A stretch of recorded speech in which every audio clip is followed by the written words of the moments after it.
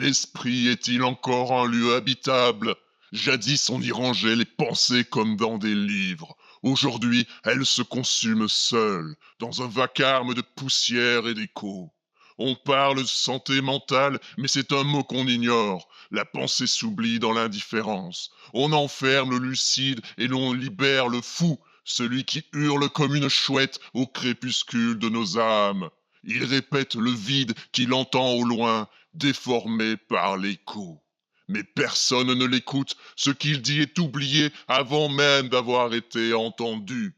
L'esprit ne se soigne pas, il se défait lentement, il décline, il pourrit, et dans sa décomposition il invente sa propre lucidité.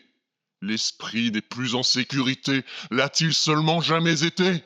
Il n'y a que la lente chute des idées et le bruit d'une pensée d'outre-tombe.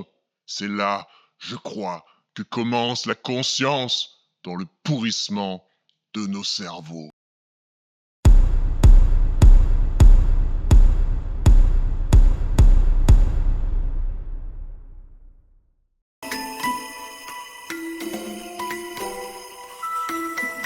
Nguidao Ban Bao Airbag. L'homme à la tête de Ban Bao qu'il déploie tel un airbag. Heureusement, Nguidao Ban Bao Airbag possède son propre coussin de sécurité.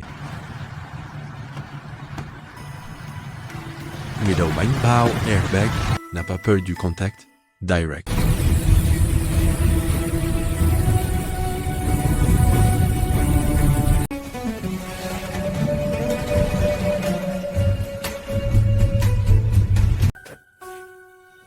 Nguidao Ban Bao Airbag vérifie la pression des pneus, parfois ça le fait décoller.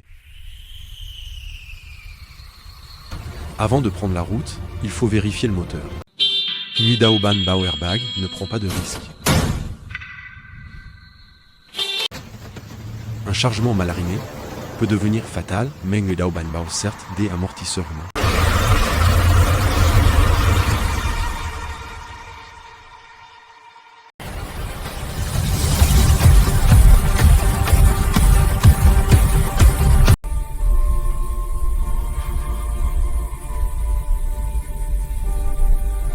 La fatigue cause des accidents. Nguidao Ban Bao Airbag fait une sieste toutes les 2 heures.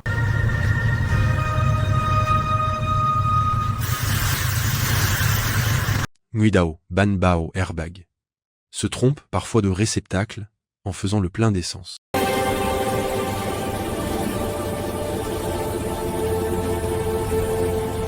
La fatigue cause des accidents.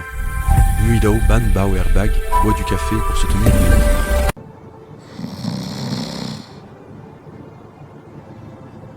Les images que vous venez de voir ont été hallucinées par ChatGPT. Elles devaient servir d'illustration à des fiches techniques à destination des professionnels du transport routier. Elles n'auront finalement pas été utilisées